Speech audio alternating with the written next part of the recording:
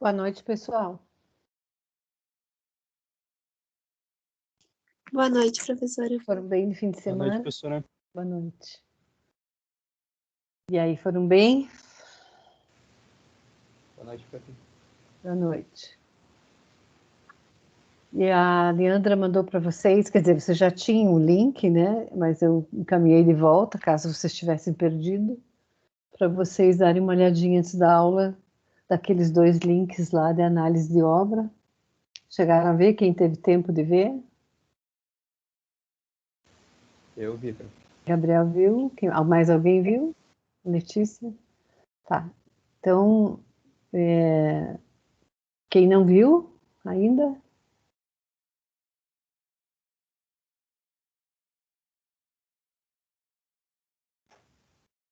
Eu vi na semana passada também. Viu, Luana? Então tá, eu preciso saber quem não viu. Daí eu vou falar primeiro desse assunto aqui que eu deixei ali no painel do design thinking. Na arquitetura, na verdade, é um nome que a gente dá, uma abordagem que a gente usa aqui, eu uso, né?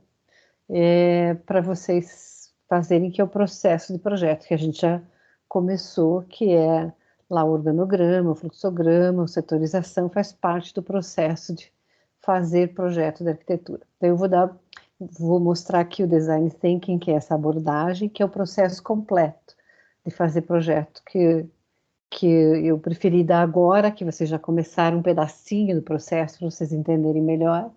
E aí, depois, a gente vai falar da análise da obra, que eu vou começar, que vai ser depois o novo trabalho de vocês, tá? Então, a gente vai fazendo um pedacinho de cada vez, tá? Então, vocês já estão melhores já em organograma, fluxograma, vão treinar mais a setorização, e depois a gente vai aprender a fazer análise de obra. Cada projeto que a gente vai fazer uma análise de estudo de referências, que é analisar obras, né? E então isso é mais um pedacinho, análise de obra, mais um pedacinho do processo de projeto que a gente vai ter que fazer sempre, toda vez, para a vida, né? Sempre que a gente vê projetos, a gente já vai treinando o nosso olho de analisar os projetos, e cada um que a gente vê e analisa, a gente vai guardando na nossa biblioteca do nosso cérebro, e são referências que a gente guarda para a vida e serve para a gente, na nossa biblioteca cerebral, para a gente construir os nossos próprios projetos. E para isso a gente vai treinando aqui, tá? Então, não sei se mais gente vai chegar, que eu vou dar mais uns 2 minutinhos aí. Enquanto isso, eu vou pegar uma água, tá, gente, que eu esqueci. Enquanto isso, eu dou mais uns 2 minutinhos para o pessoal chegar. Pode começar.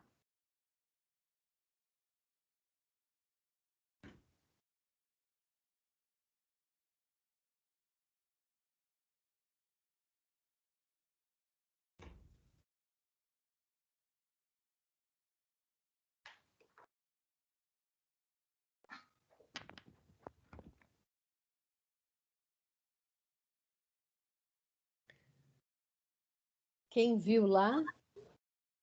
Quem que viu? O Gabriel, a Letícia, a Luana. Foi a Letícia que tinha visto? Aqueles vistos? Mais alguém viu? Eu vi também. Gabriela? Você já tinha ouvido falar do Mies van der Rohe, que fez a casa Farnsworth, alguma vez na vida, antes de ver aquele vídeo? Não. Não? Também não. Do Oscar Niemeyer já tinha ouvido falar, né? Sim. Não, às vezes não tinha, né? Nem todo mundo presta atenção nessas coisas, né? Não é que seja óbvio, né? Às vezes, por isso que eu pergunto, às vezes eu acho que é óbvio e às vezes não é, né? Às vezes eu tenho a impressão que é. Então a gente vai ter uma aula só sobre Mies van der Rohe, que é um dos mais importantes arquitetos do modernismo. Quem já ouviu falar de modernismo? Modernismo na arquitetura. Arquitetura modernista. Quem já ouviu falar? Ouvi falar, mas pouca coisa só. Não tem certeza exatamente o que significa, né? Então, também a gente vai estudar muito, vai começar a ver isso logo, já próxima semana, ou esta semana. Então, a gente vai ver isso também. E então vamos começar aqui. Já estamos com 9 aqui. Vou esperar mais alguns. Mas vamos lá. Vou compartilhar aqui minha tela. Está aparecendo aí? Sim. Deixa eu ver.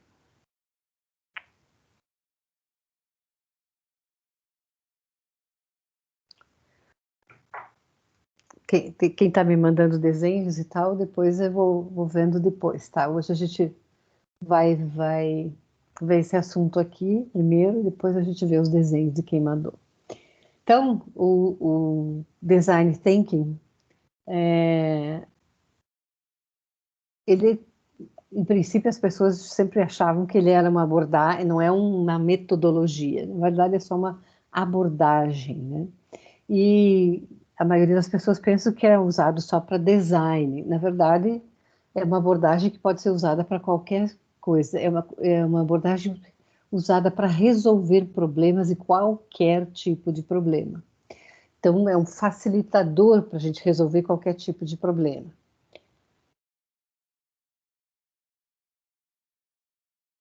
E eu uso essa abordagem para fazer projetos de arquitetura, tá? Então, a gente começa assim para dizer o que é o design thinking, né? Não, então, vamos começar assim, não é uma metodologia, é uma abordagem, tá? Então, como que eu utilizo o design thinking comercialmente? Eu uso, né, na minha profissão de arquiteta, ou academicamente, que é aqui para ensinar a fazer projeto de arquitetura. Então, se vocês forem procurar na internet, né, vocês vão encontrar várias definições do design thinking. Então, algumas das definições são essas aqui. Por exemplo, é uma abordagem sistemática que visa dar agilidade na produção, na confecção, né, de uma ideia. Ou é uma forma de resolver quaisquer tipos de problemas. É um modelo de pensamento que vai além de criar produtos ou serviços. Então, aplicar o design thinking é trazer questionamentos sobre a melhor forma de criar coisas novas. Então, tem empresas que usam o design thinking para lançar, por exemplo, produtos novos no mercado. Então, é descobrir o inexplorado e obter algo realmente funcional. Então, algumas características do design thinking. Então, ele alavanca o potencial criativo da interdisciplinaridade, aquilo que falei para vocês lá no começo, na primeira semana de aula, do Team-Based Learning, que é o aprendizado baseado em times. Não sei se vocês lembram que eu falei, que eu gosto de usar esse aprendizado baseado em times, quando a gente podia fazer as coisas em equipe, né? Para tentar. A gente ainda vai tentar fazer as coisas em equipe, que eu gosto de usar equipes diferentes, gente que tem habilidades diferentes. Então, o ideal do design thinking era fazer isso, que agora a metodologia remota dificulta um pouco a vida da gente, né? Então, quem é muito bom em desenho técnico, a gente junta com aquele que é muito bom em criativo, com aquele que é muito bom em texto, com aquele que é bom em alguns softwares, por exemplo, no PowerPoint, como o Matheus, que veio dar aquela aula de logos para você, que era bom no Photoshop, que é bom em apresentar, em falar, outro que é bom em croquis, e a gente junta outro que é bem mais velho, que viveu mais, o outro que mora sozinho, o outro... Então, a gente junta essas pessoas que têm vivências diferentes, que têm habilidades diferentes. Então, a gente junta essa gente, então, que é o time, né, com habilidades diferentes, e põe lá para pensar, e fazer o brainstorm, que é a tempestade de ideias. E aí, e dali desse brainstorm, dessa tempestade de ideias, saem ideias realmente muito criativas e muito diferentes daquelas coisinhas da zona de conforto das pessoas. Então, o design thinking funciona muito bem com esse tipo de grupos, né? Então, é aquilo que a gente chama do pensamento fora da caixa, daquela caixinha, da coisa segura, né? Daquela coisinha normal, né? Então, o design thinking é muito legal nisso. Então, não é um processo linear, né? Eu começo sempre aqui, sempre faço desse jeito, sempre no meio, o processo é sempre dessa forma e sempre termina do mesmo jeito. Então, o design thinking não é esse tipo de processo linear. E ele funciona bem com com esse tipo de equipes diversificadas que eu falei. Então, de diferente formação, de diferente cultura, diferente idade, diferente gênero. E enriquece e contribui muito com qualidade, e o resultado final é sempre muito legal. Então, se vocês forem procurar na internet, vocês vão ver geralmente em inglês, por isso que eu pus como em português costuma ser traduzido, mas em inglês é sempre o who, o quem, né? E aí, às vezes em português é traduzido pela empatia, ou o quem, simplesmente, né? E aí vai para what, né? Do que se trata. Então, é a definição, né? Do que se trata o assunto que nós vamos tratando. Depois eu vou transferir tudo isso para a arquitetura, tá, gente? Primeiro a gente está vendo aqui no geral como que é o design thinking para qualquer assunto. Depois eu vou colocar isso tudo, como que a gente usa isso na arquitetura, tá? Depois é o how, é o como se faz. É quem contrata, o quem pede, né? E depois de que se trata, ou para quem é, depois o como que a gente vai fazer, são as ideias de como fazer, e daí a gente faz, é o protótipo, né? É a coisa em si sendo feita. E daí é o teste, colocado no mercado ou colocado em teste. E aí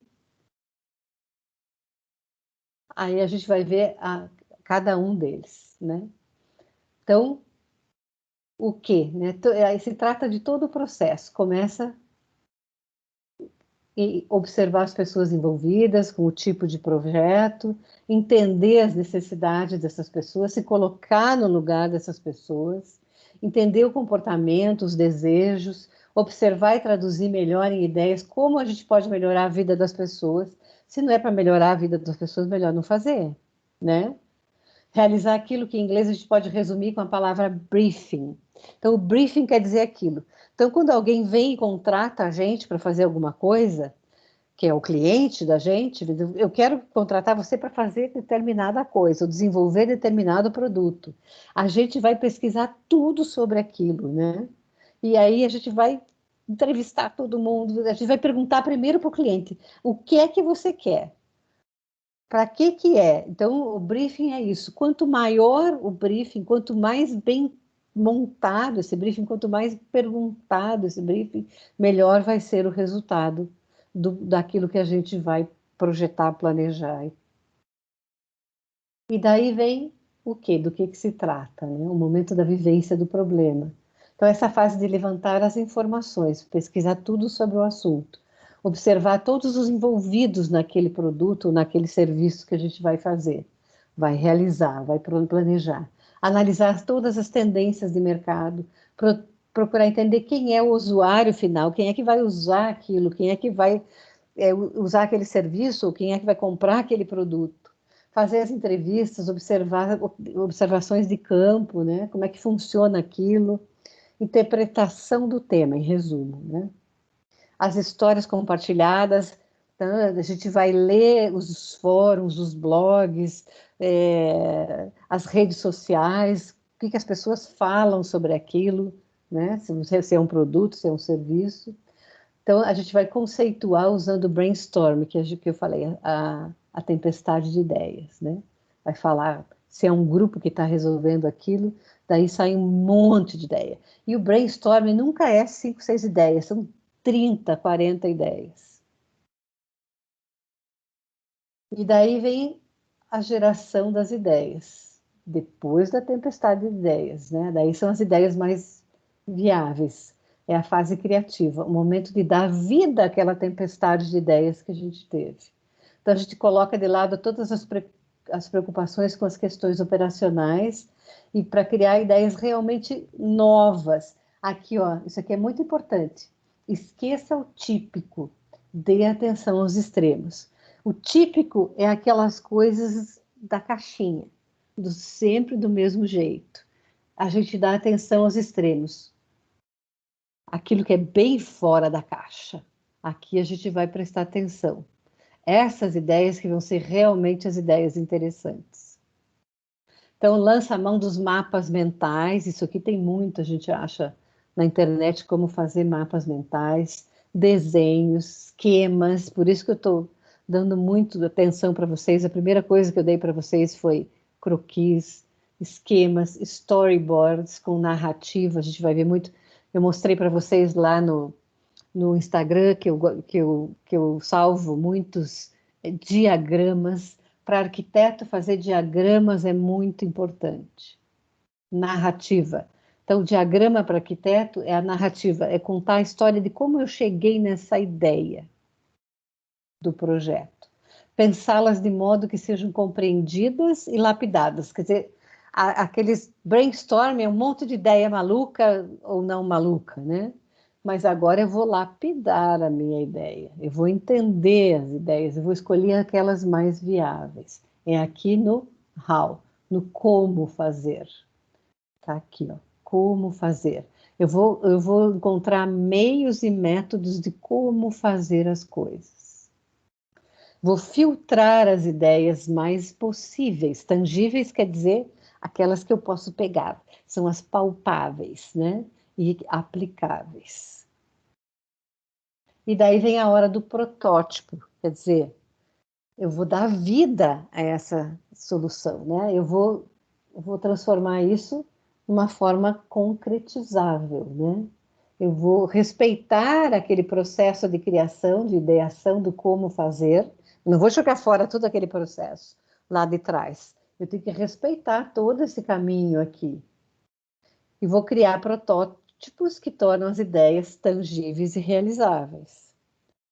Conceitos transformados em partidos formais. A gente vai aprender aqui em arquitetura o que é conceito e o que é partido. Isso aqui, tem alunos que chegaram no 5º ano de arquitetura e ainda não sabiam a diferença entre conceito e partido. A gente vai aprender a diferença entre uma coisa e outra. Conceito, já para a gente ter já começar a pensar o que é a diferença, é uma coisa que a gente não pega, é uma ideia, não dá para pegar no conceito. Partido formal, a gente já está transformando o nosso projeto numa forma, numa coisa que dá para ver, pegar, já tem uma forma, tá? Essa é a diferença. A gente já está transformando, fazendo planos, esquemas, detalhes, protótipos finais. Então, já dá para apresentar para os clientes ou para o público em geral uma coisa, um protótipo. Então, são meios de apresentação e representação que possam contar a história da evolução do projeto. Então showtime, né? A parte do teste é o showtime, quer dizer, agora vou mostrar para o público ou em geral, vou colocar a minha ideia para testar para o público, vamos ver se deu certo, se o público aceitou. A gente fala, o mercado fala, será que o público vai se apropriar da minha ideia?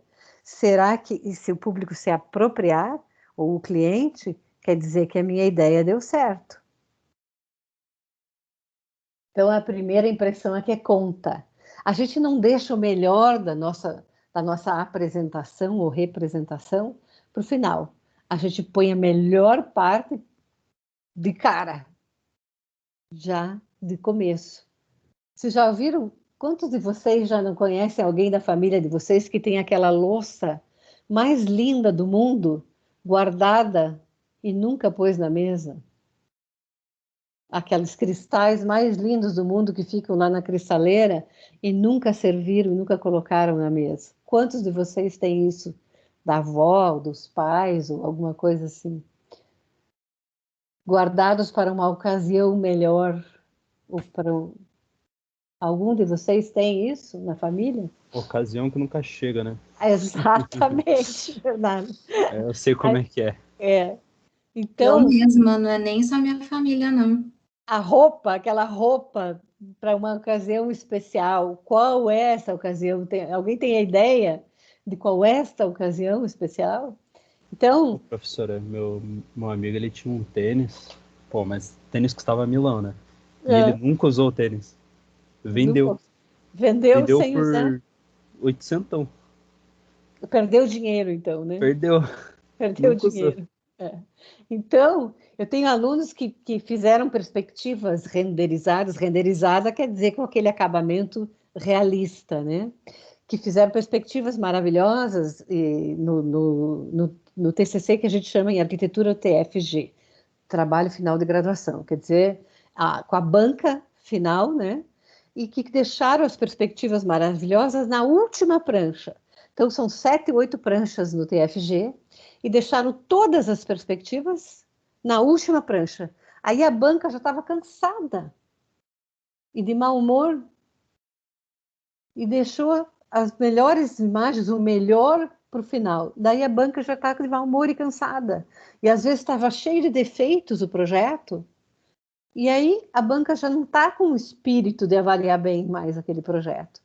Então, o melhor, o mais bonito, fica onde? Qual que a ideia de vocês? No Fica começo, professora. Exatamente, fica no começo. A perspectiva mais bonita fica na primeira página. Então, é isso aqui. É aí que eu tenho que engajar a minha audiência. É aí que está o segredo. Eu já pesquei a minha audiência para ela prestar atenção e para ela estar com disposição de gostar do meu produto ou do meu serviço. Mas é sempre um produto. Eu sou um produto. Vocês entenderam qual é o lance aqui? Vocês são um produto. Você é arquiteto, você... Todos nós somos vendedores o tempo todo na nossa vida. Nós somos vendedores sempre. Nós estamos vendendo alguma coisa, estamos vendendo nós mesmos como prestadores de serviço. Por isso que na segunda semana de aula, eu pedi para vocês fazerem o quê? Um logotipo, não foi? Eu trouxe para vocês alguém para dar uma dica para vocês fazerem um logotipo. Eu pedi para Giovana, a Giovana está aí? Tá, né, Giovana? Para Giovana mudar o nome que ela se apresentava para mim. Não foi, Giovana? Porque eu não sabia identificá-la lá no nome que ela postou lá no Classroom. Porque nós estamos o tempo todo nos vendendo para alguém. Desculpa a palavra, não é vendendo no sentido pejorativo da palavra. Nós estamos fazendo marketing de nós mesmos. O marketing tem que estar presente na nossa vida o tempo todo. Seja qual carreira que vocês queiram seguir, mesmo que a carreira seja acadêmica, como eu estou aqui nesse momento, nessas horas que eu dedico para vocês. Eu tenho todo o tempo nós temos que fazer marketing, algum tipo de marketing, porque é assim que nós temos algum tipo de sucesso na vida. Todo mundo quer ter sucesso, não é?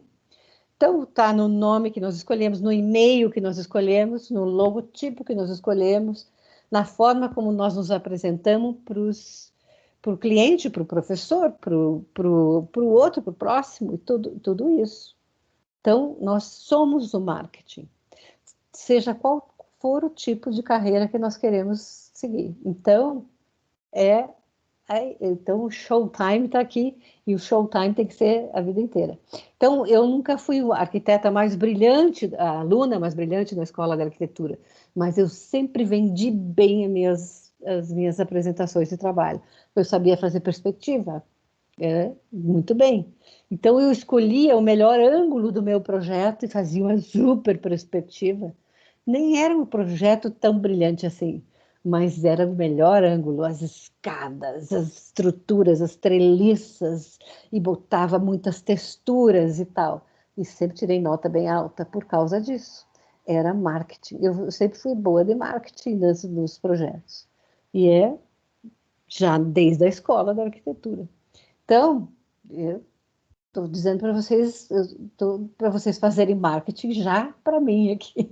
Eu já mostrei para vocês lá, a aula passada, como é que os alunos apresentavam o projeto para mim. Então, vocês têm que fazer marketing já na apresentação do projeto de vocês, de trabalho de vocês. Tudo é marketing. E, então, colocar a melhor ideia no mercado a serviço do público é que se propõe. Inovar, criar valor para o público-alvo, engajar a audiência. Então, a história deve ser contada de modo a capturar, seduzir e encantar.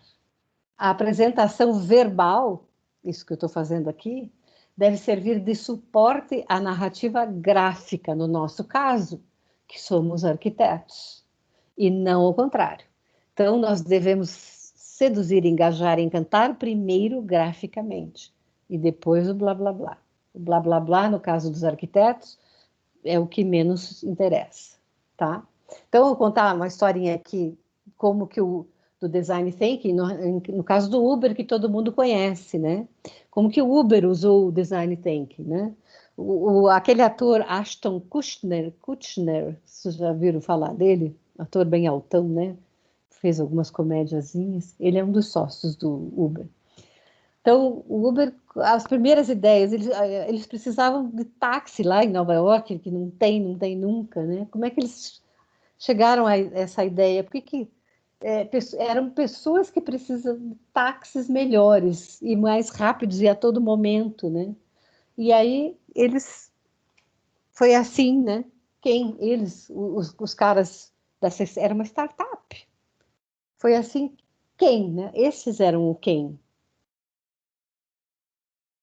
E aí eles foram ver as tendências de mercado, fizeram os brainstorm lá. Então foram ver as várias formas, como é que eles podiam fazer isso. E aí, depois das trocentas ideias que eles tiveram, eles escolheram as ideias possíveis. E daí foram buscar financiadores, o ator era um dos financiadores, esse Ashton, né? Foram que criaram buscaram parceiros, criaram o aplicativo, né? E jogaram no mercado para testar. Então, a Uber montou uma empresa de transporte de pessoas mundial sem investir em veículos, né? Eles não têm um único veículo deles mesmo, né? E sem os custos agregados a ter veículos, uma frota de veículos, seria um absurdo ter uma frota de veículos, né? Então, a Uber está no mundo inteiro transportando pessoas sem ter um único veículo deles mesmo, sem empregar nenhum motorista. Ela investiu em software, em gestão e no jurídico, né? A Uber, só por curiosidade, né? A Uber não dá lucro, né? Dá um prejuízo parece que mais de 1 bilhão, o prejuízo. E ela admitiu, ela é uma sociedade de capital aberto, né? Você pode comprar ações da Uber. E ela admitiu agora publicamente que talvez ela nunca dê lucros, nunca dê lucro. Então ela gasta muito porque ela tem que volta e meia ela tem que entrar no mercado e dar incentivo, né? Ela dá bônus para os motoristas, ela dá desconto para os clientes e tal, e acaba não gerando lucros para os acionistas. Então ela dá quase 1 bilhão de prejuízo. Então quem comprou ações da Uber acaba nunca tendo lucro, mas é uma empresa valiosíssima por causa do potencial. Então, esse é um exemplo de como foi o design thinking usado na criação, né?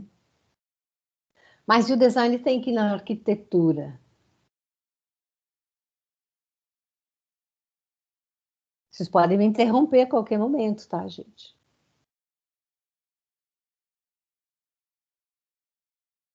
Como é que a gente usa aqui na arquitetura?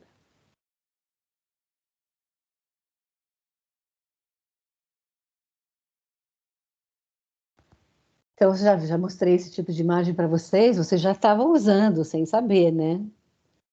Com os post-its, com essas coisas todas, os organogramas, já estão usando.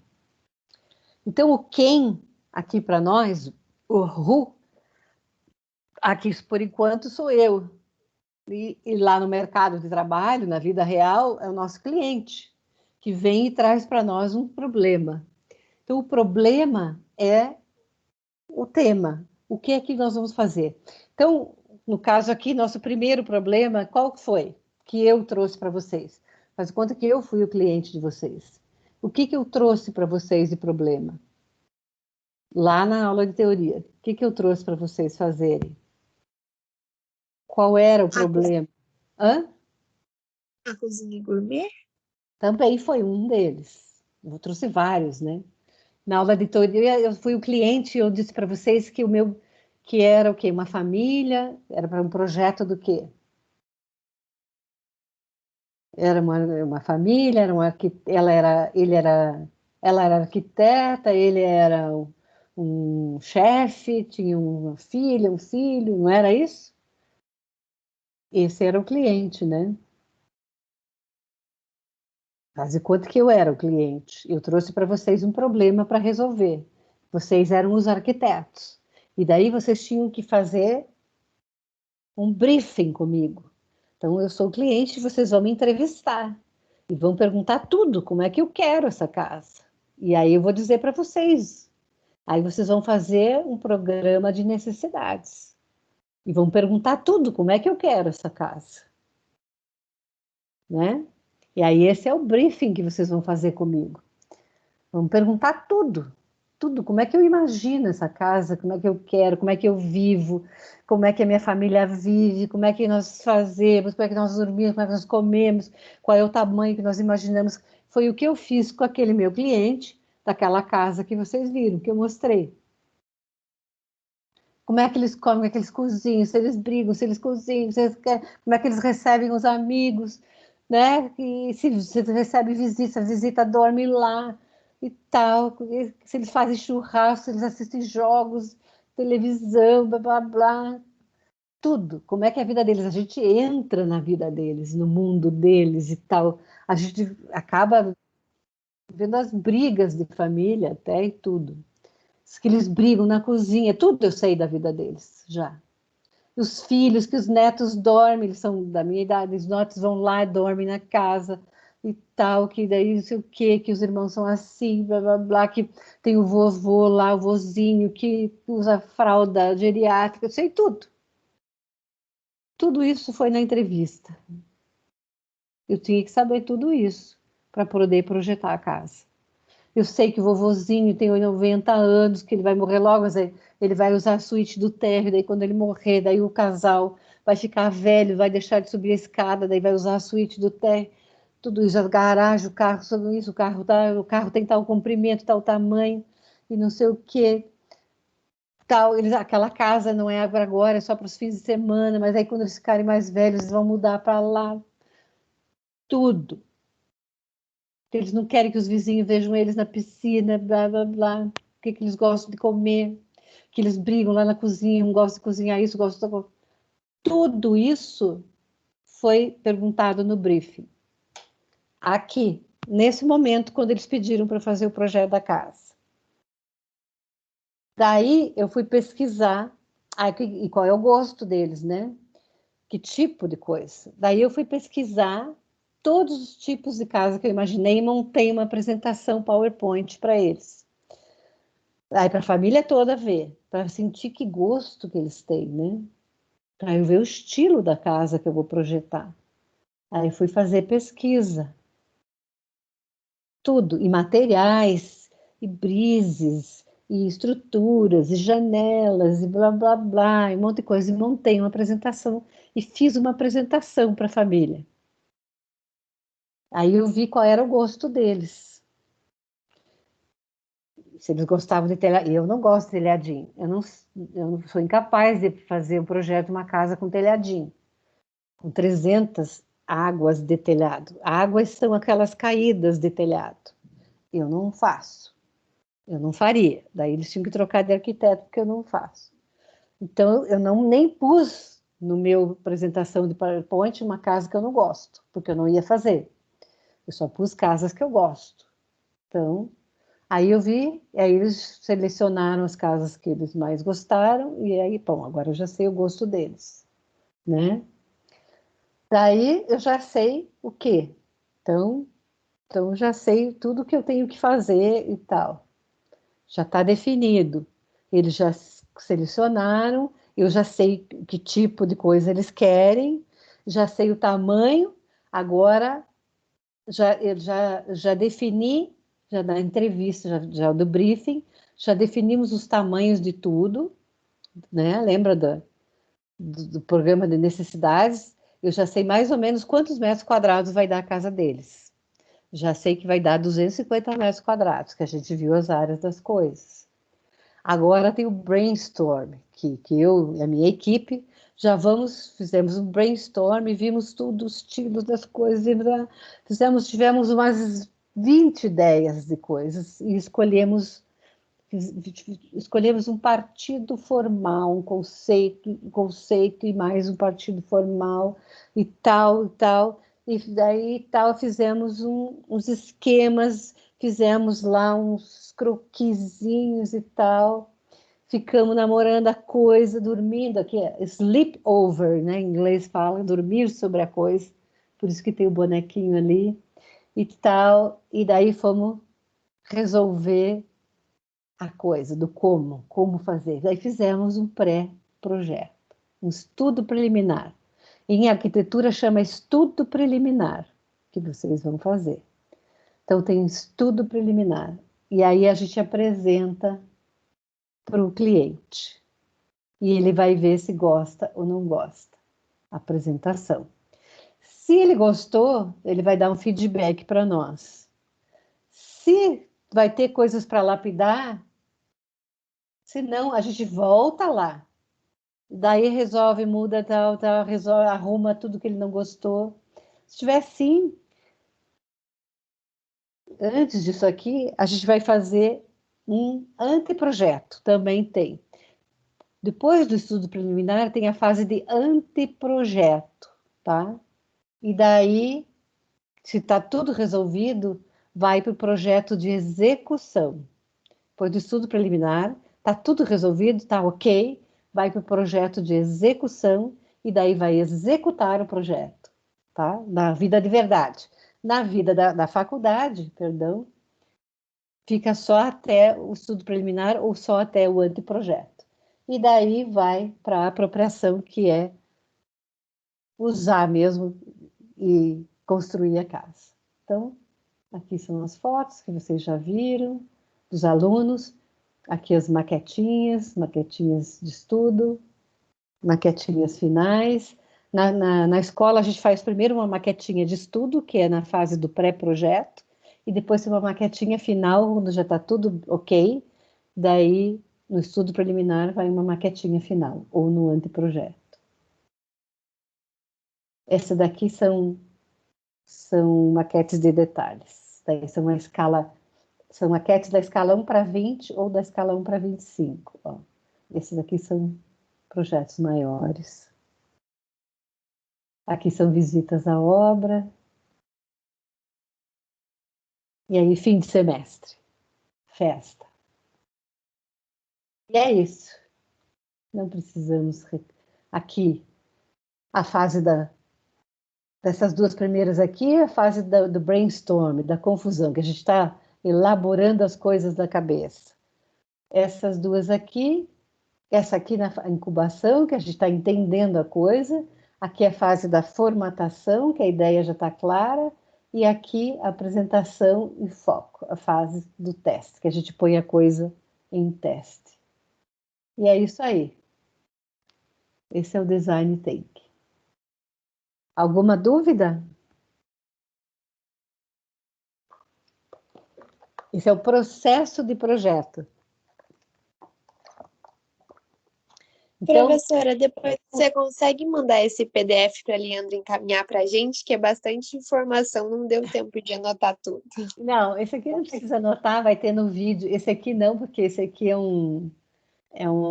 ele só funciona andando assim, daí não adianta ser em PDF. E esse aqui eu uso para dar aulas e tal. Mas vai ter no vídeo lá, né? Amanhã vai ter, já está postado o vídeo. É só, se tiver curiosidade, é só olhar de novo o vídeo. Então, é só olhar no YouTube de novo. Esse aqui só funciona se ele se mexer. O PDF não adianta nada, esse aqui.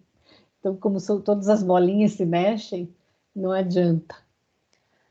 Então, é só o processo que importa, que eu quero que vocês entendam, que a gente tem no processo aquilo que vocês já viram, né? Que é a gente tem essa fase que a gente dá o tema, daí tem o processo de análise, a gente sempre vai ter a análise de referências, depois a gente tem, nas referências, vocês sempre vão analisar a parte de organograma, fluxograma, setorização das referências. Depois a gente entra na fase de estudo preliminar do nosso próprio tema, do tema que vocês vão desenvolver. E na própria fase de estudo preliminar, a gente sempre faz uma pré-entrega com uma maquetinha de estudo. E depois a gente faz a entrega do estudo preliminar com uma maquetinha final. Então, geralmente funciona assim o nosso semestre. Vai ter semestres que vocês vão chegar à fase de anteprojeto.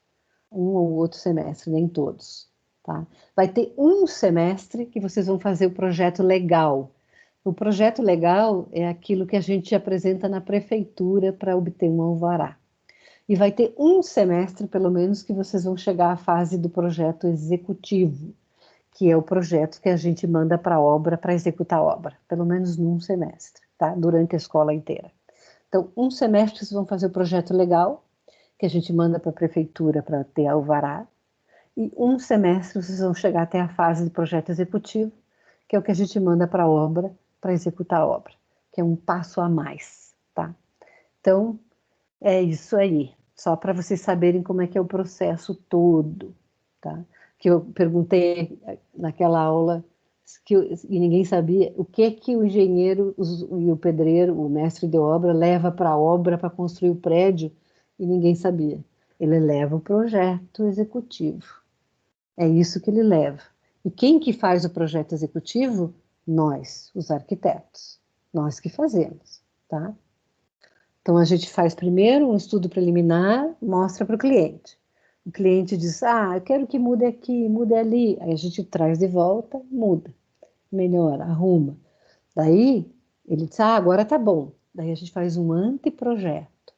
No anteprojeto, daí já tem todos os materiais.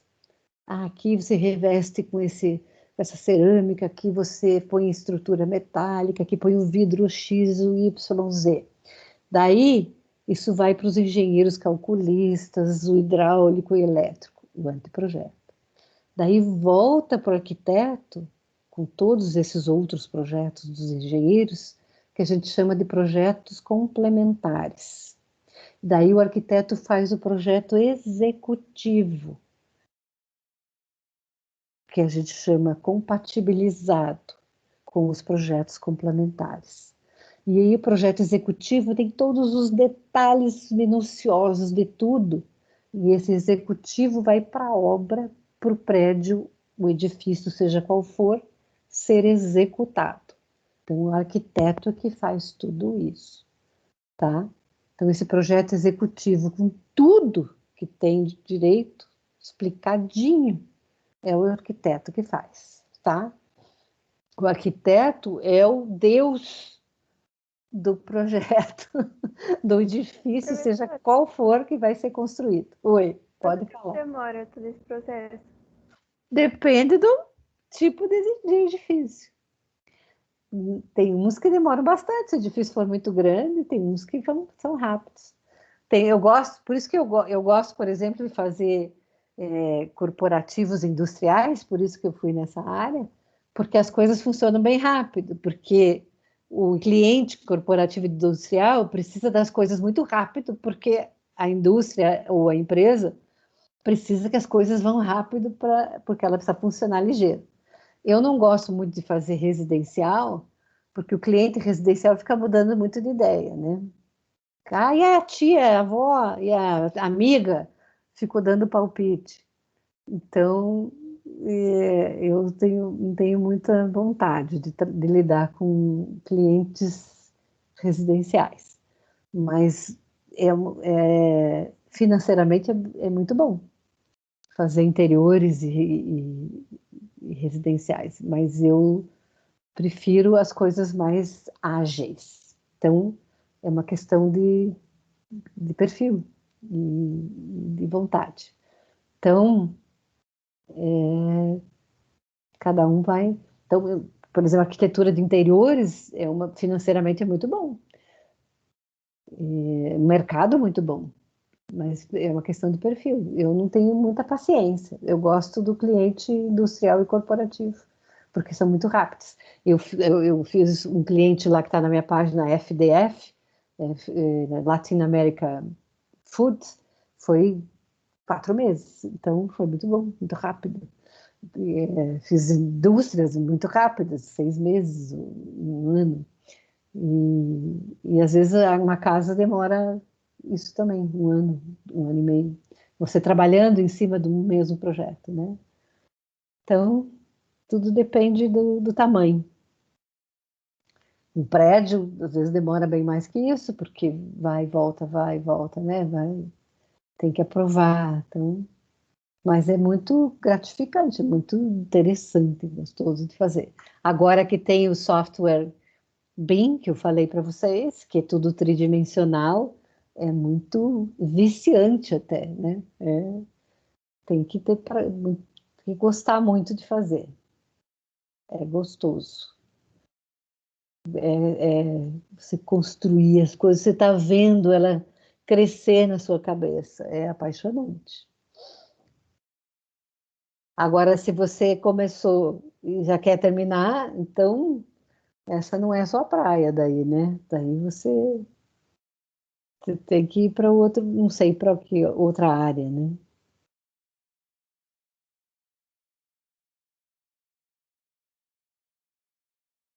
Nem para a área fashion, né? Não é essa, né? Oi. Sobre aquele que você falou no começo das aulas, sobre aquele campo que é arquitetura, mas assim, não vou saber explicar, mas é uma junção da arquitetura com a natureza, assim. Paisagismo? Não sei se é isso, tipo, você mostrou as fotos naquela época que eram uns prédios, assim, com bastante Não, verde. Assim. não, aquilo é arquitetura, não mudou Não, nada. sim, sim. Ambiental, ambiental. Eu achei muito interessante Aquilo é só essa área. arquitetura. Essa é só arquitetura mesmo. É Eu pensei, arquitetura, eu imaginei que precisaria fazer, sei lá, um outro curso, assim, sei lá, eu viajei, né? Não, aquilo está perfeitamente todo dentro da arquitetura. É só você olhar as disciplinas que eu deixei para vocês lá na matriz, aquela colorida. Todas as disciplinas necessárias para aquilo está dentro da sua matriz. Tá tudo lá. Tudo que você Eu achei precisa muito saber. interessante isso. Tá tudo lá. Tudo vocês vão aprender para chegar lá. É que vocês estão só no primeiro mês de aula, gente. Só no primeiro mês de aula. Não fiquem assustados. Vocês vão saber tudo o que é necessário para fazer um projeto. Vocês só estão no primeiro, vocês só tiveram 3 semanas de aula, nem 4, estão na 4ª semana de aula. Vocês vão saber tudo que é necessário.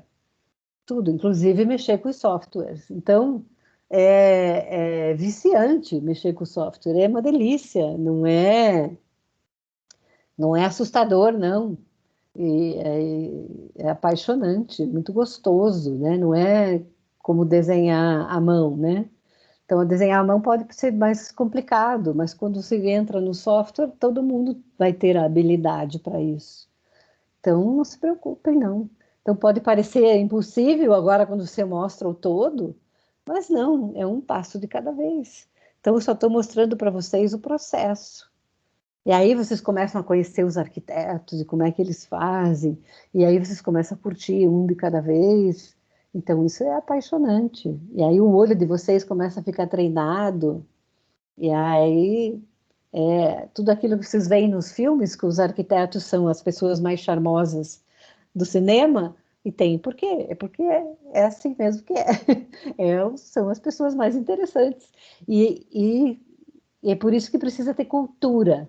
Por isso que existe lá aula de teoria e de história, porque precisa também ter cultura, né? Para você saber onde buscar, para você saber conversar, para você saber fazer perguntas para o teu cliente, para você ter traquejo, né? Tudo vem junto, é tudo uma coisa só. Então, assistir Big Brother não é o caminho realmente, né?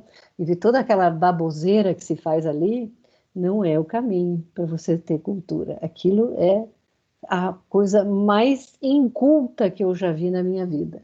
Aliás, eu nunca vi, né? Eu só vejo o que se fala a respeito, que eu jamais gastaria 30 segundos da minha vida vendo aquilo. Mas cultura, vocês não imaginam como é bom ter cultura. Prof, desculpa interromper. Voltando ao assunto ali que a prof falou, que os arquitetos seriam meio que os deuses do obra. projeto. Isso. Da obra. Então, eu queria verificar com você assim, se a gente for fazer um sítio, alguma coisa assim, é a nossa responsabilidade verificar se a água, o que tem ali ao redor é potável? Também, você não é o engenheiro florestal, né? Seria o caso dele. O engenheiro florestal é a equipe que trabalha junto. Por exemplo, que estou fazendo lá o projeto de um condomínio de 180 mil metros quadrados, eu estou fazendo.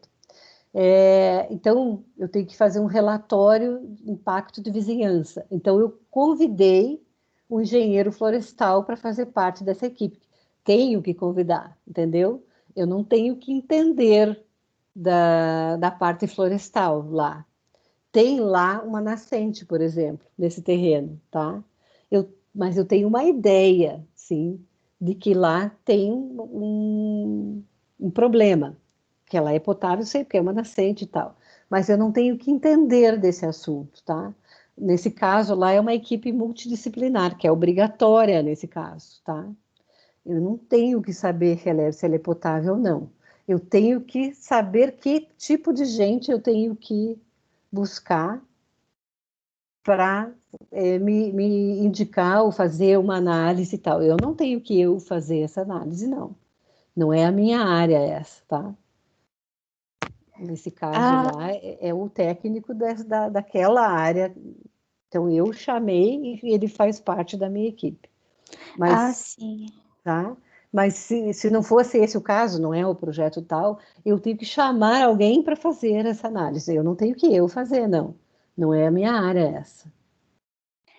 Entendi. Eu pergunto porque foi referente, acho que uma inauguração da Disney em 89, né? Um parque aquático que teve lá, e daí foi todo estruturado com piscinas naturais que tinha na região, Isso, e também fizeram uma piscina, porém tinha contaminação na água, tinha uma ameba, que se fala, né?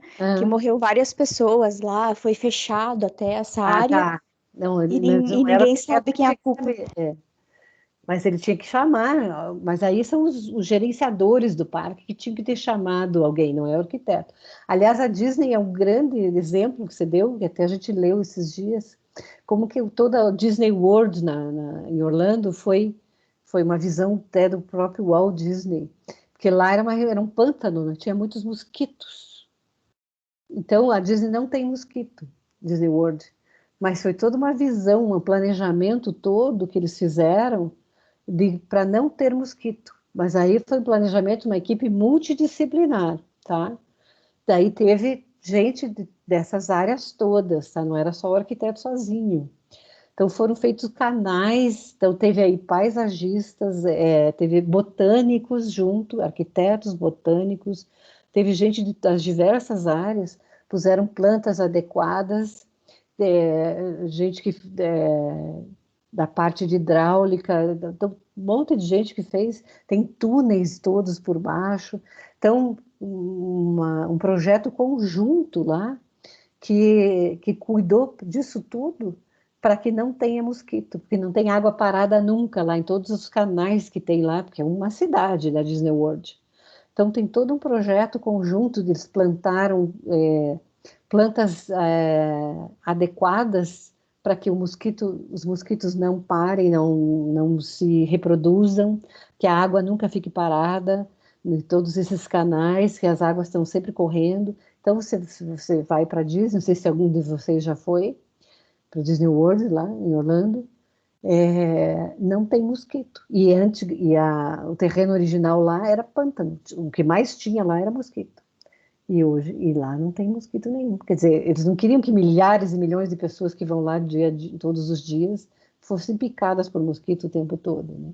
Então, são projetos fantásticos que são equipes multidisciplinares, uma boa pergunta que você fez até, previram tudo isso. Então, e tudo coisas que ele pensou antecipadamente, o próprio Walt Disney.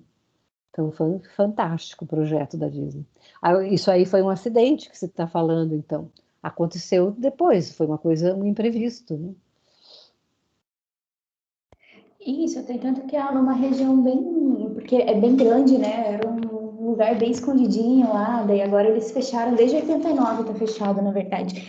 Mas a minha dúvida seria assim, e se a gente pegar uma pessoa leiga, que vai fazer um sítio, alguma coisa assim, e ela não sabe que tem que ter esse responsável para ver a água, então seria a nossa responsabilidade procurar essas parcerias? Sim, se você foi contratada para isso, é sua responsabilidade, sim. Você alerta o cliente, né? Ó, aqui precisa isso. Agora, se ele... E o bom fazer isso por escrito, né? Hoje a gente tem os e-mails e toda essa coisa, o WhatsApp mesmo. Se ele assim mesmo insiste em não fazer, você tem que se resguardar, né? Para que não recaia sobre você. E a gente faz os projetos, a gente tem a nossa RRT do CAL, né? Que é o nosso conselho. A gente tira e paga a RRT sobre os serviços que a gente faz, né? Então, lá a gente escreve tudo o que a gente fez e sobre o que a gente está responsável. O que não está lá escrito, a gente não é responsável, tá? Então, você foi contratada para isso e lá você escreve tudo o que você foi contratado. E aí você escreve lá, e você paga e está lá registrado no conselho. O que não está lá, você não era responsável, entendeu? Então, tem esse suporte legal, né? Eu fui contratada para isso aqui está aqui, o cliente assina isso, né? E tal, e você pagou e está lá escrito. Daí você alerta coisas, ó, você tem que fazer isso, senão vai acontecer X, Y, Z. E ele não fez, se recusa a fazer porque ele quis economizar. Então, eu e a outra professora aqui fizemos o projeto da rodoviária, uma retrofit da rodoviária lá nessa cidade. E tem que fazer o reparo das estruturas, porque estão velhas e com problema. Então, a gente pediu um laudo técnico, foi lá um engenheiro, fez o laudo, esses pilares e essas vigas têm que ser restauradas e recuperadas. Está aqui, está escrito, e a gente saiu de lá, a gente acabou nosso contrato lá, e a obra foi contratada. Agora, se eles vão fazer ou não vão fazer, se fizeram ou não, e se cair, a nossa responsabilidade está assegurada. Nós avisamos, contratamos o laudo, mostramos quais que tem, entendeu? Se cair, não é mais problema nosso. Nós avisamos, tá? E se o construtor não quiser, não é mais o nosso problema. Está lá escrito quais que tem que arrumar. Está lá o ferro, as fotos dos ferros expostos e tal, que está enferrujado, que tem que arrumar, está tudo escrito no laudo e tal. Então é isso. É mais ou menos assim. A gente tem que cuidar mesmo. Muito boas perguntas. E a gente tem que ver como um todo, né? Por mais que seja nossa responsabilidade, a gente tem que avisar, né? Não, inclusive, e é por isso que a cultura é muito importante, que vocês por isso que a gente também tem as aulas de História e Teoria, a gente tem que mostrar, educar o cliente culturalmente também no desenho e na estética, tá? Então, se ele está fazendo uma coisa muito ruim, muito feia, a gente, com muita educação e muito jeito, a gente tem que dizer, olha, isso aqui já está, né? Não está mais, não se usa mais, isso aqui já está, isso aqui é uma coisa que ao longo do tempo vai ficar cansativo, não sei o que, né? A gente também nunca diz para o cliente que aquilo é ruim, que aquilo que ele tem é ruim. A gente diz, olha, a gente valoriza o que ele tem, porque às vezes ele construiu com muita dificuldade, né? Então a gente sempre deve valorizar aquilo que ele fez, o que ele tem. Mas a gente sempre diz que pode melhorar, né? Então, você pode ficar muito melhor. E é sempre interessante fazer alguma coisa atemporal, que não caia de moda daqui 6 meses o humano, né? Atemporal é aquilo que vai ser bom por muito, muito, muito tempo, né? Porque a gente tem que valorizar o investimento do cliente. Entenderam? Atemporal Entendi. Isso é verdade, prof, porque o meu sogro, a arquiteta, projetou a casa dele há 16 anos. E você entra assim e você fica, nossa, fala, meu Deus, que coisa mais linda, parece que tá na moda. E foi feita há Continua bom 16 ainda. Então, Aham. a gente vai estudar, em teoria, algumas, já vai começar amanhã, que a gente vai estudar os estilos, tá? Estilos ao longo da história. E daí vocês vão ver, dentro dos estilos ao longo da história, coisas que continuam sendo maravilhosas e coisas que foram horrorosas, que são exatamente os motivos. Vocês vão dizer, tá? Vocês vão treinar o seu olho. E vocês têm todo o direito de ter opinião, tá? Aliás, são convidados a ter opinião própria. Não é o meu gosto que vale, tá? Gosto é uma coisa que se discute, tá bom? Vamos começar a ver eu quero que vocês me digam o que vocês viram lá. Eu quero dar esse tempinho para quem não viu aqueles 2 vídeos, que vejam, e daí vocês voltam daqui 10 minutinhos, são 8h04, 8h15. Quem não viu, vê agora, e quem já viu, pode ver de novo. Eu vou deixar passando aqui, enquanto isso, porque daí fica sendo gravado aquele análise da obra lá da Ana Baroncelli, tá? Daí a gente vai entrar no assunto análise de obra, que é o trabalho próximo que vocês vão fazer, tá bom?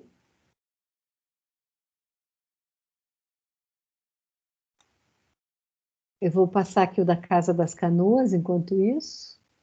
Mas vocês têm aqui, como buga sempre para vocês, aí vocês clicam no link de vocês aí. Combinado?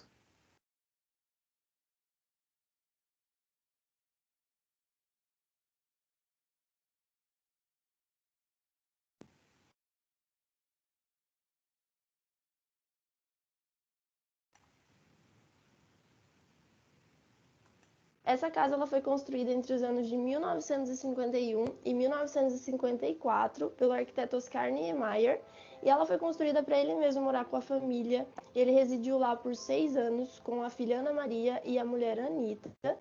A casa ela se localiza na cidade do Rio de Janeiro e na Estrada das Canoas, por isso que ela tem esse nome. E a ideia de construir a residência surgiu quando Niemeyer estava passando pela propriedade e ele se encantou com a natureza que rodeava o lugar, então ele resolveu comprar o terreno. E nas palavras do próprio Oscar, ele diz: certa vez, passando pela Estrada das Canoas, achei aquele local tão bonito que resolvi nele construir uma casa. Uma casa diferente, simples, com jardim e uma piscina voltada para o mar, o que sempre me atraiu. Então, depois de comprar o terreno, ele começa o projeto e a primeira condicionante que ele estabeleceu era de que ele não mexeria no desnível do terreno. E, gente, eu vou colocar uma foto da maquete topográfica para vocês compreenderem o quanto que esse terreno ele é acidentado. Então, para começar a distribuir os fluxos do projeto, ele locou 2 acessos principais, um social e outro de veículo. Uma das coisas que eu achei muito interessante nesse projeto é que a casa ela não foi pensada para carros mesmo, porque além dela não possuir garagem, os carros eles ficam a uma distância considerável da casa, em um platô que ele criou, e você deixa o carro estacionado ali e desce a pé. E o outro acesso ele está locado próximo à piscina e ele é exclusivamente de pedestres. Os materiais que foram utilizados na casa, claro que são o vidro e o concreto armado, que é a marca do Oscar Niemeyer. Bom, gente, com essas definições, o projeto da casa ela já começa a ganhar forma. Então, outra decisão que ele toma é deixar os quartos no nível mais baixo e a área social ela fica no térreo, voltada para o mar e com a vista mais privilegiada, né? O Oscar ele sempre teve essa preocupação muito grande com a estruturação das vistas das obras que ele fazia. E quem lê os livros dele, estuda os projetos dele, isso fica muito claro. Ele sempre está preocupado com a sensação que a obra vai passar. E para essa casa em específico, ele fez um estudo muito legal, que eu vou deixar o original aí para vocês darem uma olhada, que ele estuda todas as vistas, ele entende como que ele vai alocar as aberturas, então é bem bacana, eu vou colocar aí para vocês verem como que funcionou. E voltando ao projeto, o nível mais baixo da casa, né, a área íntima, ela é composta por banheiros, por quartos e uma sala íntima, onde ficavam então os livros do Oscar, os seus materiais, né, o lugar que ele ficava lá desenhando, provavelmente. E inclusive alguns sites falam que esses livros eles estão lá até hoje, esse acervo, né, com os livros originais, algumas escritas dele. E quem teve a oportunidade de conhecer a casa viu tudo isso. E também nesse espaço tem uma casa de banho, que eu imagino que seja uma sauna, né? E outro aspecto interessante dessa área é que os quartos eles possuem um tipo de janela específico para aproveitar melhor a vista. Eu vou fazer um detalhe para vocês entenderem.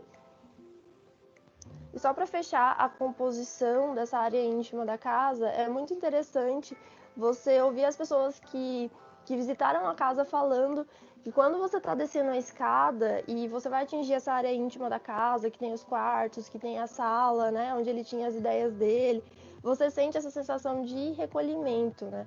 Tanto pela dinâmica do espaço, também a iluminação, ela fica diferente. Então ele foi muito feliz nas decisões de projeto que ele tomou e ele atingiu realmente a sensação que uma área íntima de uma casa tem que passar. Já no andar térreo se encontram a varanda, a sala de estar, a sala de jantar, a cozinha e a piscina, que ela fica bem na entrada da casa. E também, claro, né, gente, a pedra que ele integrou na composição da casa, que é o must do projeto. E na fachada, né, a casa ela funciona basicamente com vidros e uma cobertura de uma laje orgânica, né, com um beiral bem avantajado. E o Niemeyer, ele destacou muitas vezes como isso foi proposital, porque ele sempre fala sobre a grande contradição que é um arquiteto tomar a decisão de colocar vidro no projeto e depois ter que encher a casa de cortinas. Então ele fez para criar essa proteção mesmo e as vistas elas ficarem sempre livres para serem aproveitadas. Eu peguei uma parte aqui do memorial descritivo da casa que eu achei bem legal, um texto que ele fez explicando, né, a essência da criação da Casa das Canoas. Então eu vou ler para vocês. A minha preocupação foi projetar essa residência com inteira liberdade, adaptando-a aos desníveis do terreno sem o modificar, fazendo-a em curvas, de forma a permitir que a vegetação nelas penetrasse, sem a separação ostensiva da linha reta. E criei para a sala de estar uma zona em sombra, para que a parte envidraçada evitasse cortinas e a casa ficasse transparente como preferia. E outro fato interessante, né, que fala sobre o momento histórico, é que a Casa das Canoas ela é considerada como uma glass house, assim como a Casa Farnsworth, que ela já tem vídeo aqui no canal, e a Casa de Vidro da Lina Bobardi. Ambos esses projetos eles foram feitos em 1951.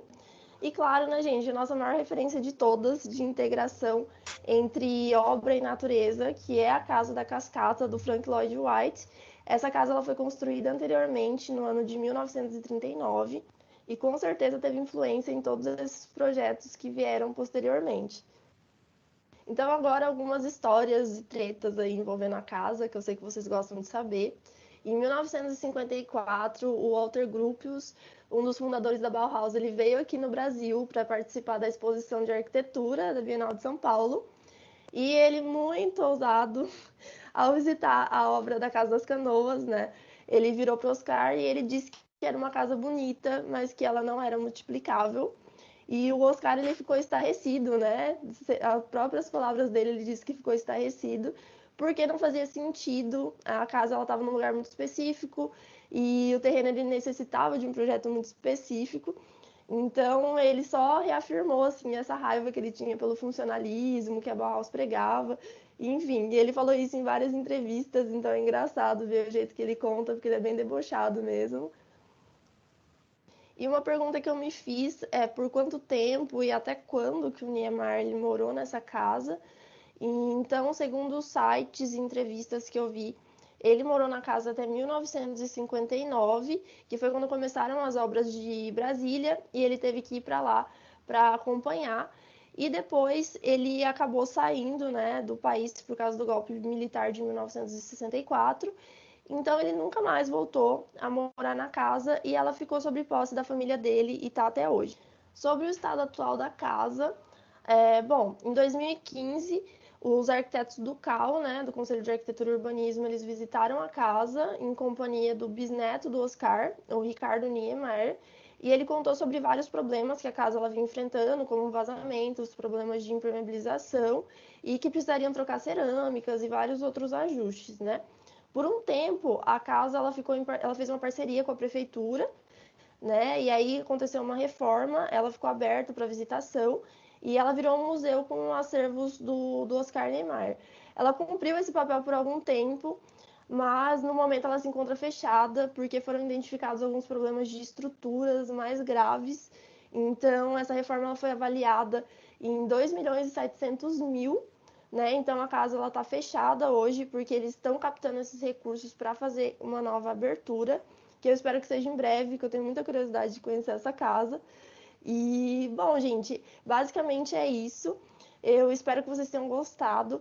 Eu vou deixar todas as referências dos sites que eu coletei essas informações, são todos sites confiáveis para quem quiser se aprofundar nesse projeto e outros projetos do Oscar também.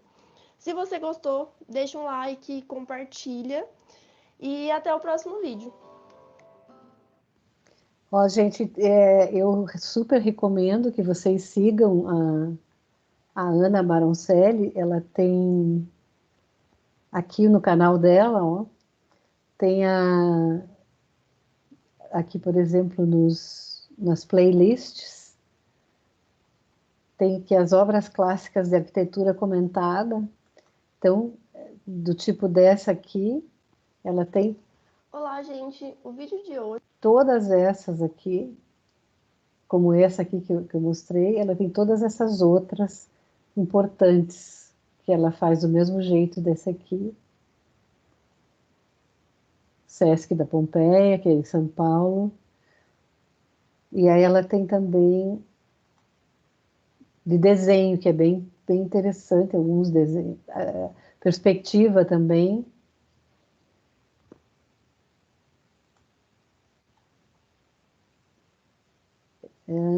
Tá aqui. Materiais. Aqui, como desenhar. Esse aqui é bem legal também dela, ela explica bem direitinho como desenhar, é bem bacana. Bem bom seguir essa menina, ela é ótima.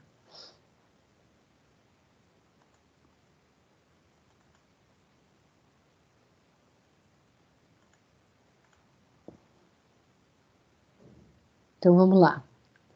Quem não viu, quem não tinha visto, viu agora?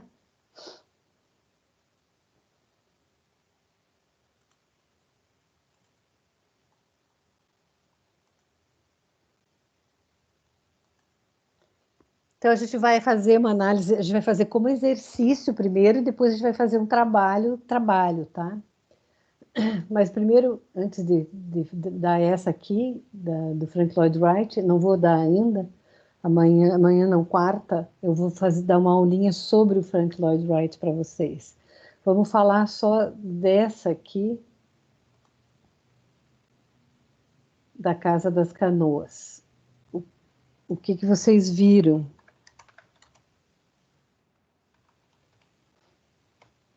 O que ela falou lá, por exemplo? Vamos ver algumas coisas que ela falou, coisas que a gente analisa. Ela falou, por exemplo, dos acessos, né?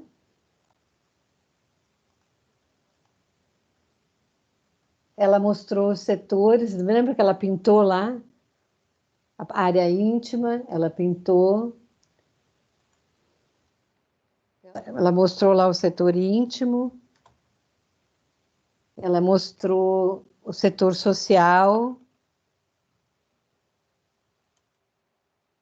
Vocês já aprenderam alguma coisa? Não, eu não sei se apareceu lá, mas acho que aparece. Implanta o setor de serviço, aparece a piscina, que seria o setor de lazer.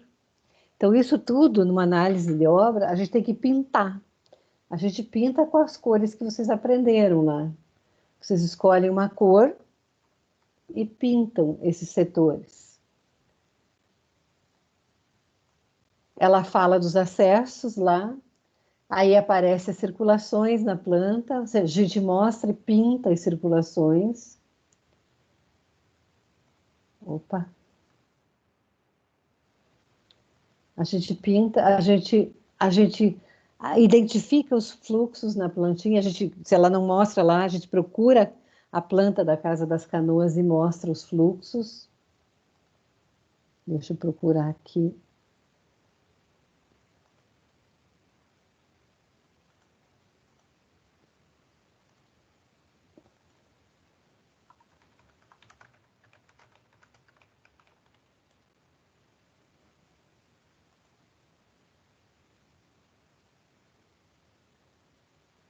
Aqui, ó.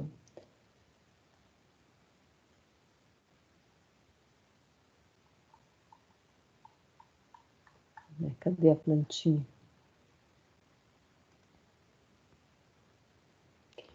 Então, lá está zoneamento funcional. Cadê?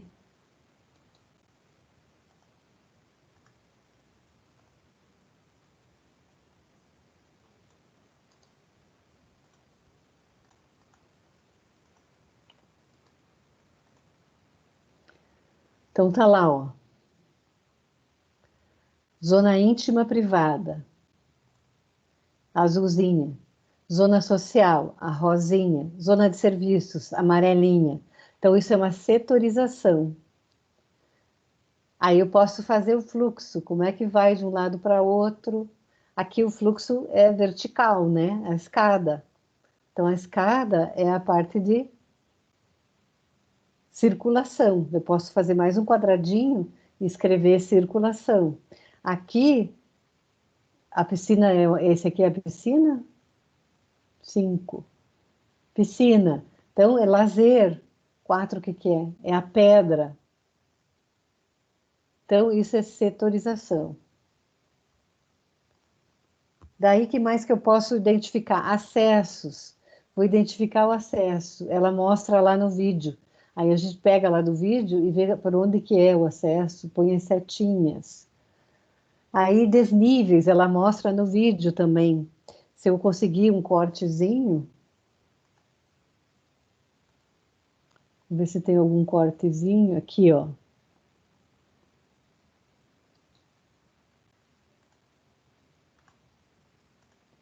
Aí eu analiso os desníveis que ela fala lá. Olha aqui, ele trabalhou com os desníveis. Aqui tem a parte de baixo, a parte de cima. Ele trabalhou e tal. E deve ter mais coisas lá para mostrar. De repente tem fotos também. Eu analiso os desníveis do terreno. Aí eu analiso. Ela falou dos materiais.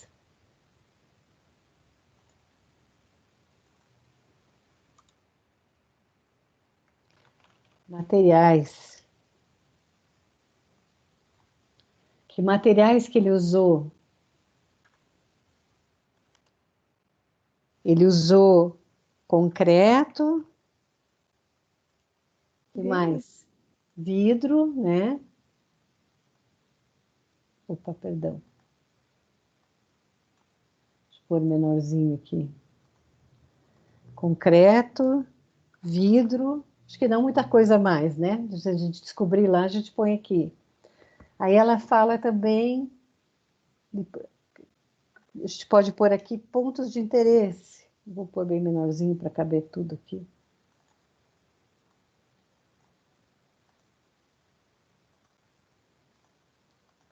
Outras coisas que a gente pode analisar aqui. Pontos de interesse. Só estou pondo rapidinho aqui, que o certo é a gente apresentar bem legal tudo isso aqui, né? Como lá no PowerPoint com desenhos e tal. Só estou pondo lembretes aqui. O que ela mostrou lá? Aqueles vidros especiais, aquelas janelas em L lá que ela mostrou.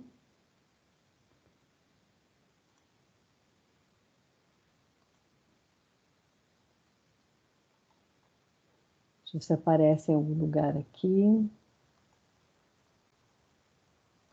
Então, se a gente achar janelas, a gente pega lá a imagem e coloca.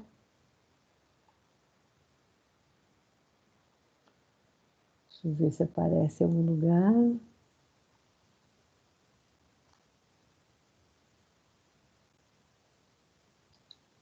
Tá aqui 5 pontos, não sei o que. Deixa eu ver o que está escrito aqui.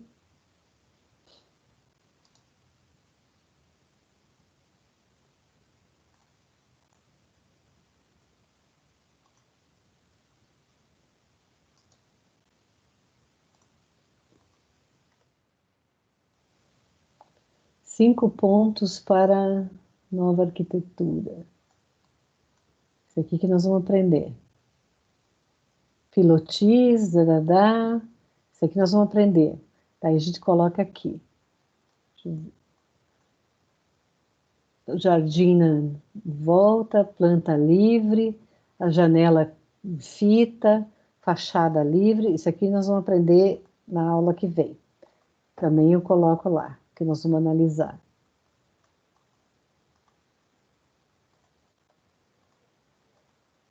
Colocamos tudo isso aqui.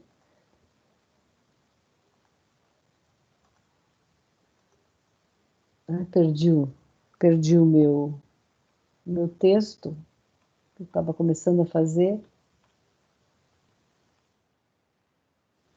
Está aqui.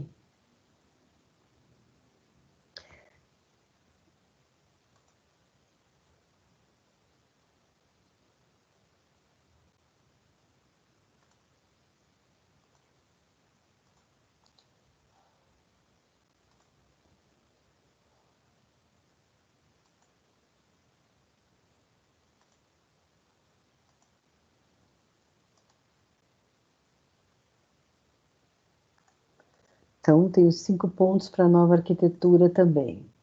Não, parar de sugerir aí. Que eu encontrei lá na casa também, de Le Corbusier, esse aqui. Depois a gente vai aprender na aula que vem. Aí tem pontos de interesse. Deixa eu pôr pequenininho aqui. Pontos de interesse. Aí eu achei as janelas tipo bay window, que é aquelas que ela mostrou lá. Aí tem dinâmica do espaço, que ela também mostrou lá. E tem a pedra integrada na casa, né? Aí eu posso analisar também a estrutura. Vou fazer análise da estrutura. Tudo isso que eu estou pondo aqui, eu tenho que pôr imagem, tá? Nada é texto só. Em tudo que eu puser, que eu comentar, eu tenho que pôr esquemas, imagens, desenhos. Tem a laje orgânica, aquela laje de concreto orgânica e pilares de concreto. Então, tá aí. Então, opa, orgânica. Então, eu estou analisando todas essas coisas. Os setores, eu pego, pinto os setores, identifico todos eles, identifico o fluxo, analiso os materiais que ele usou, analiso os pontos de interesse, que eu escrevi lá na outra página, né? Vou tirar daqui. Analiso a fachada, vejo se tem eixos horizontais e verticais, se tem massas horizontais e verticais, a hierarquia, né? Se tem mais, se ela é mais horizontal, se ela é mais vertical, essa fachada minha. Se tem repetição, né? Se tem sequência, lá da Gestalt que a gente viu lá no começo. Se tem texturas diferentes, se tem coisas marcando essa fachada. Vejo lá, os setores estão aqui, as imagens. Vejo lá a inserção no terreno, né? Se tem desnível, vejo os acessos, marco os acessos. Aqui desse caso aqui, tenho esses 5 pontos para a nova arquitetura, que vocês vão aprender a aula que vem. Vejo os pontos de interesse, né, marcantes, né, nesse projeto. Vejo como é que ele resolveu a estrutura. Tudo isso na análise da obra. E tudo isso eu analiso fazendo desenho. Tá? Não é só fazendo texto. Aliás, só texto não interessa para nada.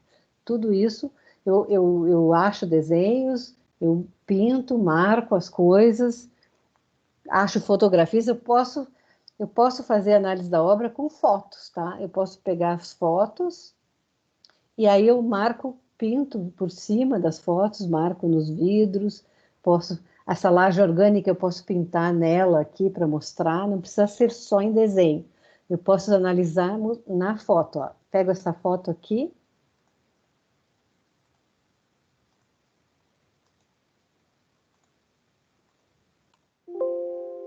E posso fazer análise, vou mostrar a laje orgânica e os pilares de concreto. Eu não sei se dá para pintar no PowerPoint, acho que dá, né?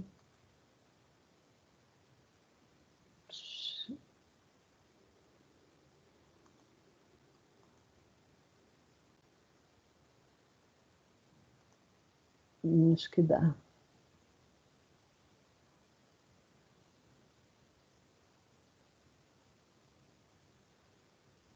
Dá aqui.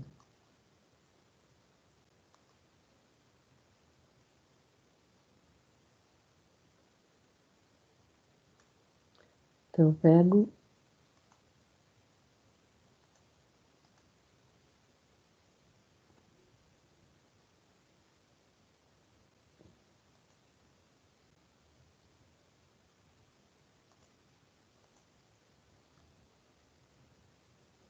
Aqui, ó. Então, direito, né? Fazer mais bonitinho. Então, mostrei, aí pego lá e escrevo.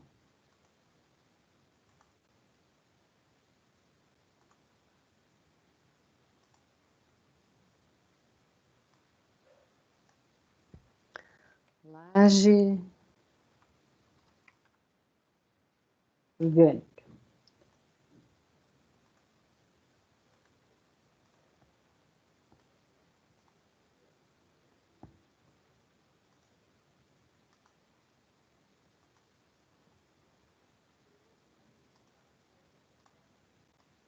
Então, tá lá. Então, posso fazer esse tipo de coisa. Mais bonitinho, claro, mas posso fazer, pegar e pintar com lápis de cor, tudo fotográfico, e ponho lá. Escrevo, pode ser à mão, tal. Então, estou analisando. Aí pego.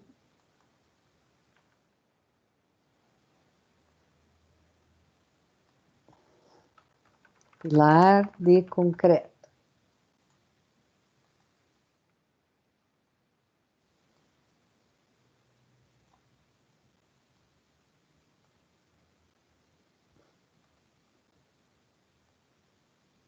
Opa.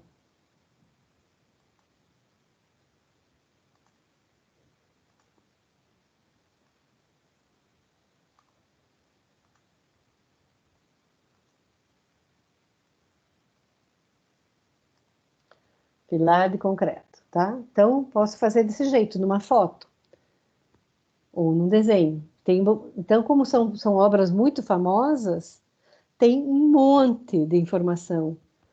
Tanto no YouTube, tem coisas 3D aqui no YouTube de monte, de monte, de monte. Então, tem maquetes 3D.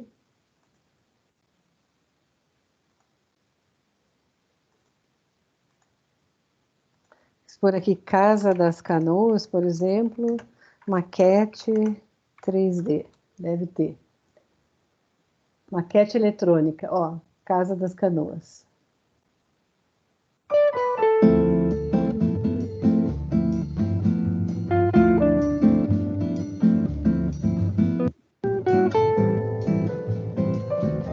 É bem fácil de entender.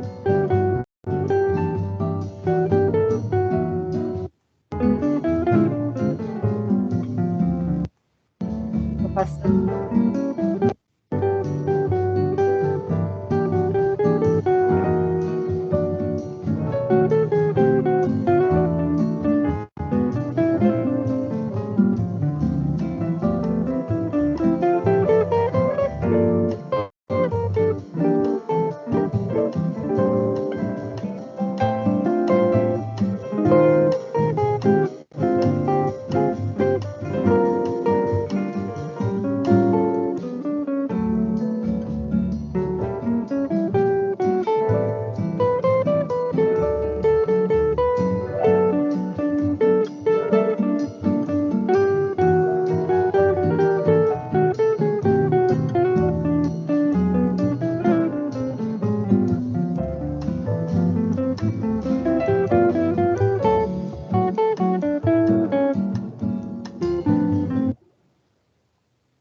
Ok? Ela falou no vídeo da Casa da Cascata.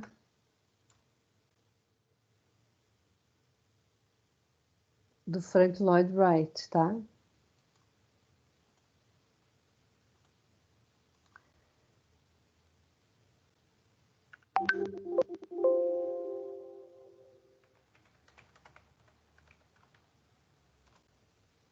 Não sei se vocês lembram dela ter comentado sobre isso no final do vídeo.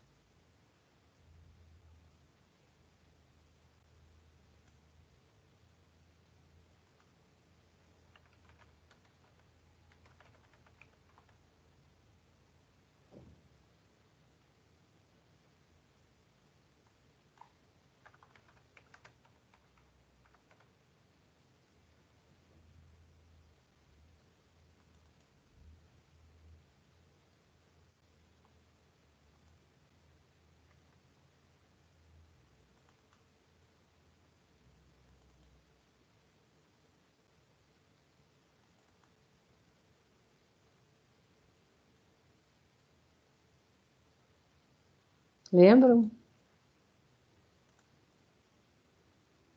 Não?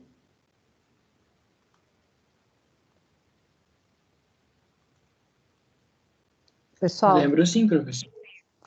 então, a Casa da Cascata... Eu pesquisei essa foto, a casa, e, cara, nossa, que casa muito louca. Então, a Casa da É linda. Cascata já foi considerada a casa mais bonita do mundo.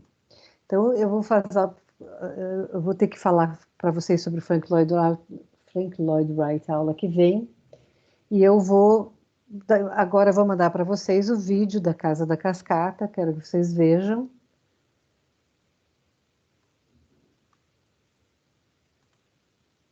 E aí, a aula que vem, vocês já vão ter visto o vídeo, tá?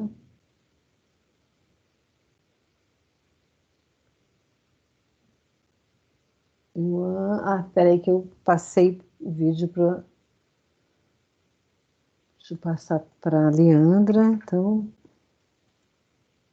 É muito grande o vídeo, né? Mas... Tá, aí vocês já vão ter visto. Esse vídeo é um 3D maravilhoso, com uma música maravilhosa. E saibam que essa já foi considerada a casa mais bonita do mundo.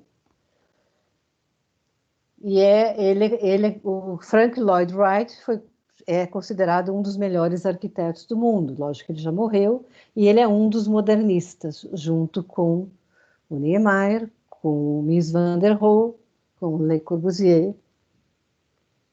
Então, é um dos arquitetos melhores do mundo.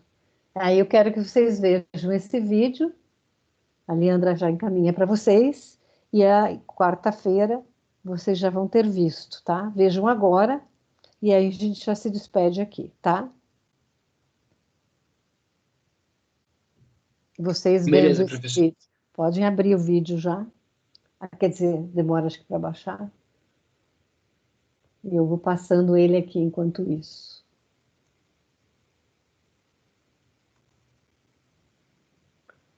Ele é maravilhoso. Eu vou gravando ele como final de aula hoje.